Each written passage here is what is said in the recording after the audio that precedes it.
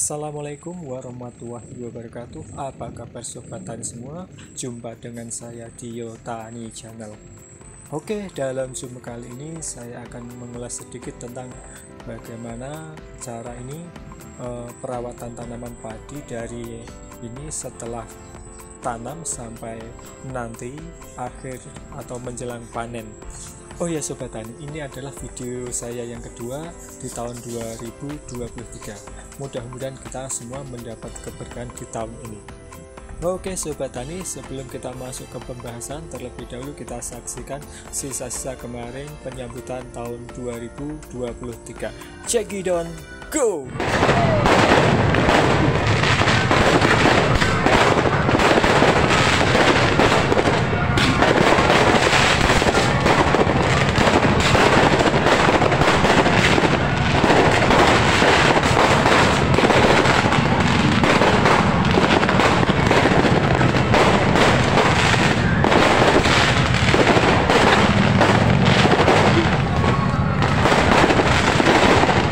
Oke, sudah selesai sobat tani. Seperti dari awal tadi, saya akan mengulas sedikit perawatan tanaman padi dari setelah tanam sampai menjelang panen.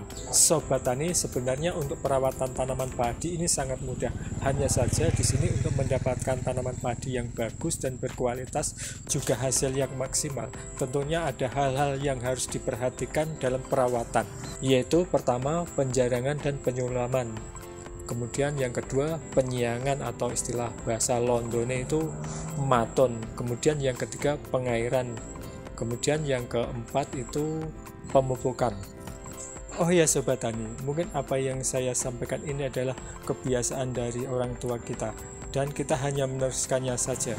Jika mungkin ada kekurangan atau apa gitu, silahkan tinggalkan kritik atau saran di kolom komentar untuk melengkapinya. Oke, kita kembali ke pembahasan pertama, yaitu penjarangan dan penyulaman. Ya, hal ini kita lakukan untuk mengganti tanaman padi yang mungkin dimakan orong-orong atau kepiting sawah. Nah, untuk mengganti tanaman padi ini tentunya kita harus mengganti dengan tanaman yang sama yang sudah kita siapkan di pesemaian. Kemudian setelah masuk umur 5 atau 7 hari itu biasanya kita lakukan ini pemupukan awal, yaitu dengan menggunakan pupuk NPK cair. Hal ini bertujuan untuk merangsang pertumbuhan akar, batang, juga daun agar terlihat lebih subur dan diimplementasikan dengan menggunakan pestisida dengan tujuan untuk mengendalikan jamur dan hawar daun.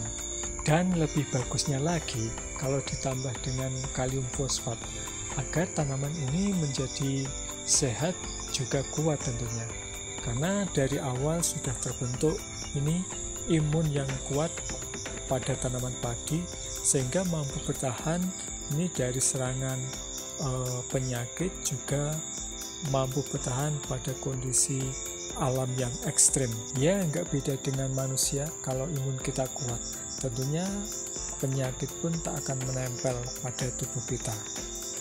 Nah, kemudian setelah umur 15-20 hari itu biasa kita lakukan pemupukan, yaitu dengan menggunakan pupuk organik. Nah, pupuk organik ini kita bisa menggunakan pupuk urea, juga KCl dan TS. Nah, untuk ukurannya itu untuk ureanya 300 kg per hektar, kemudian TS-nya 75-105 kg per hektar, dan KCl 50 kg per hektar. Untuk pupuk ureanya itu biasa kita berikan 2 kali, yaitu pada ini 3-4 minggu, kemudian 6-8 minggu setelah tanam. Oh iya, sebaiknya pupuk TSP ini diberikan 1 hari sebelum tanam dengan cara disebar atau dibenamkan. Kemudian untuk pupuk KCl itu diberikan 2 kali, yaitu pada saat tanam dan saat menjelang keluar malai. Nah, langkah selanjutnya adalah penyiangan atau bahasa Londone itu maton. Penyiangan ini kita bisa lakukan dengan cara manual atau kita memakai alat untuk mempercepat pengerjaannya. Ini dilakukan saat umur 3-6 minggu setelah tanam dengan mencabut rumput-rumput yang mulai tumbuh dan bermunculan agar bersih. Nah, sekarang kita masuk ke pengairan. Nah, untuk pengairan ini biasanya kita sesuaikan dengan kondisinya. Itu tergantung yaitu lahan tada hujan atau lahan irigasi. Oh iya, karena lahan yang kita punya ini adalah lahan tada hujan. Tentunya yang kita lakukan hanyalah menyesuaikan keadaan alam. Ya, yang penting ini kita usahakan agar tanaman padi itu tidak tenggelam oleh air. Ya, tentunya untuk pembuangan ini airnya harus lancar di saat musim hujan. Yang pasti ya selalu mengontrol keluar masuknya air tentunya.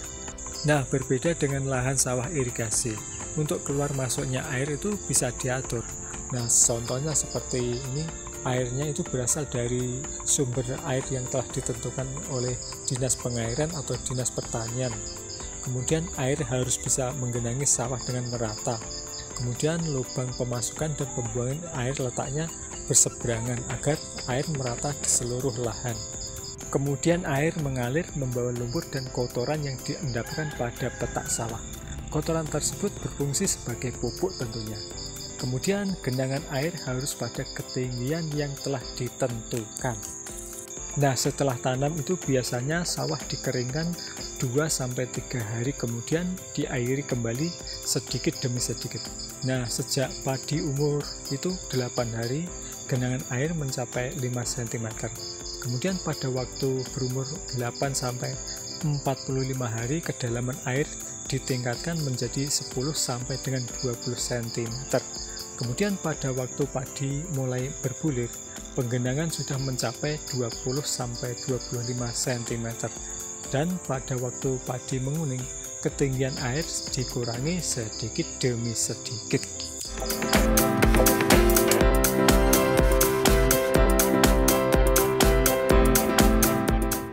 Oh iya, hampir lupa, yang terakhir yaitu penyemprotan pestisida. Penyemprotan pestisida ini dilakukan 1-2 minggu sekali, tergantung dari intensitas serangan hama biasanya. Ya, sifatnya ini hanya sebagai antisipasi pencegahan dan pengendalian sebelum tanaman itu terserang oleh penyakit tentunya.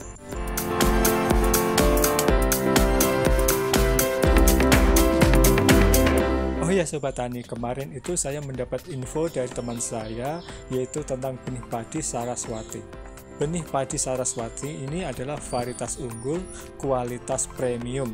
Nah, jika kalian penasaran, coba simak rekomendasi berikut ini. Nah, Sobat Tani, kita perhatikan di sini, ini adalah padi Saraswati terbaru. Kalau kita perhatikan di sini, malainya sangat panjang-panjang dan ini benih bulir padinya ini sangat besar dan padat, agak panjang-panjang ya. Dan anaknya sangat banyak, bahkan bisa melebihi deskripsinya jika perawatannya secara benar. Oh iya, perlu diketahui Sobat Tani, benih padi Saraswati merupakan benih padi unggul dengan varietas premium yang diolah secara modern dan mempunyai mutu juga kualitas yang sangat tinggi. Nah, berikut ini adalah spesifikasi dari benih padi Saraswati.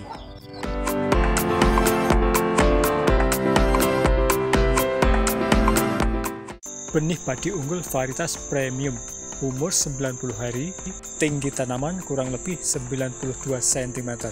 Bentuk gabah besar dan panjang, ketahanan agak tahan terhadap rebah, tekstur nasi sedang, jumlah anakan 30-40 batang. Jumlah bulir 160-250, rendemen 70%. Bentuk tanaman tegak, tahan hama dan kekeringan, rata-rata hasil 6 ton per hektar, potensi hasil 8,42 ton per hektar. Nah, begitulah kiranya Sobat Tani semua.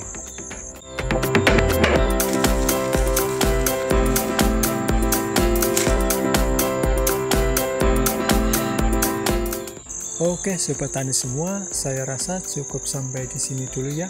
Apa yang saya sampaikan ini mudah-mudahan bisa bermanfaat untuk kalian.